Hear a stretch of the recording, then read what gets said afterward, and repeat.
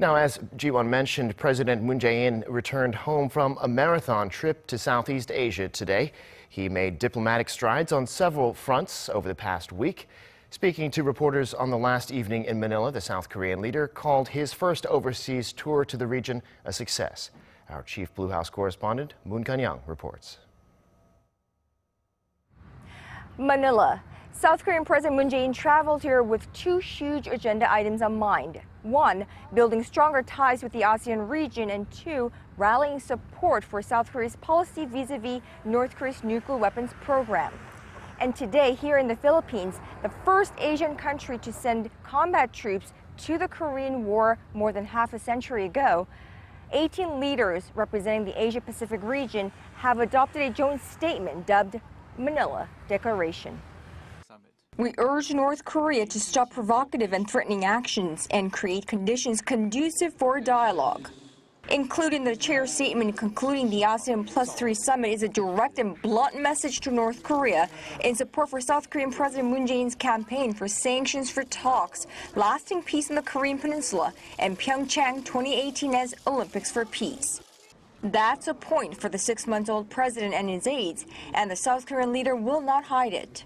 아세안 국가들 포함한 동아시아 모든 나라들로부터 북한의 핵 문제에 대한 우리의 입장, 그에 대해서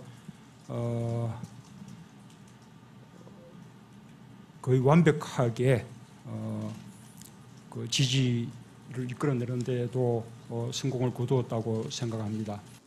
During a surprise visit to the makeshift Blue House briefing room set up in Manila, President Moon said if the reclusive North Korea agreed to hold talks, negotiations could be held with all options on the table.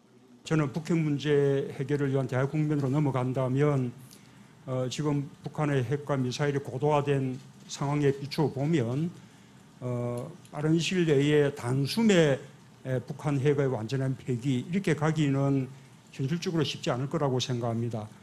On his back-to-back talks with Chinese President Xi Jinping and Premier Li Keqiang, Mr. Moon admitted that the THAAD issue isn't completely resolved between the two countries. 일단 사드 문제에는 제쳐두고 또 양국 간의 관계에는 그와 별개로 정상화시키고 더 발전시켜 나가자라는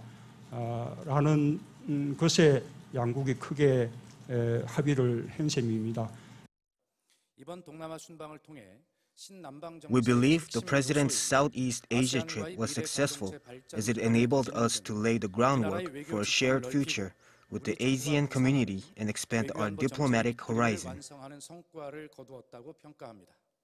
From trade and security to climate change and culture, South Korean President Moon Jae-in wrapped up his 8-day, 3-nation Southeast Asia tour with a whole lot under his belt.